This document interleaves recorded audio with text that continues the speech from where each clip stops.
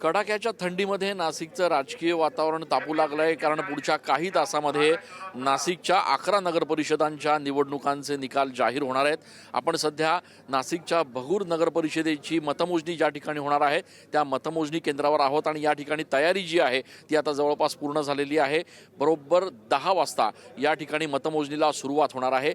सुरुवातीला बॅलेट जे मतदान आहे ते या ठिकाणी मोजलं जाणार आणि त्याच्यानंतर ईव्हीएमच्या माध्यमातून जे मतदान झालंय ते या ठिकाणी मोजलं जाणार आहे। आपण नाशिक जिल्ह्याचा जर एकूण विचार केला तर नाशिक जिल्ह्याच्या 11 नगर परिषदांमध्ये अनेक दिग्गज नेत्यांचं भवितव्य जे आहे ते आता या ठिकाणी मतपेटीत बंद झालेलं आहे। अनेक नेत्यांची प्रतिष्ठा जी आहे ती या ठिकाणी पणाला लागली आहे। सिन्नरमध्ये माणिकराव कोकाटे असतील, खासदार राजाभाऊ वाजे असतील यांची प्रतिष्ठा एकीकडे पणाला आहे, तर येवल्यामध्ये छगन भुजबळ हे देखील जरी समजा मध्ये प्रचारादरम्यान नव्हते तरी त्यांची प्रतिष्ठा जी आहे ती या ठिकाणी पणाला लागली आहे। संपूर्ण उत्तर महाराष्ट्रामध्ये गिरीश महाजन यांच्यावर निवडणुकांची जबाबदारी होती आणि त्यामुळे उत्तर महाराष्ट्राचं नेमकं काय चित्र असू शकतं हे बघणं देखील महत्त्वाचं असणार आहे। अनेक ठिकाणी महायुती एकत्र लढली, अनेक भागांमध्ये वेगवेगळे लढलेले आहेत आणि त्यामुळे आजच्या या निवडणुकांचे निकाल नेमके पुढचे भविष्याचे काय वेध देतात हे बघणं देखील महत्त्वाचं असणार आहे।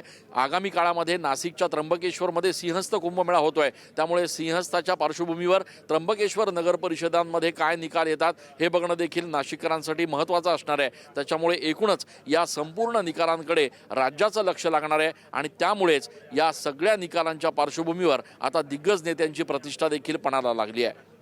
कॅमेरा पर्सन चरणसह मी चंदन पूजा अधिकारी, TV9 मराठी।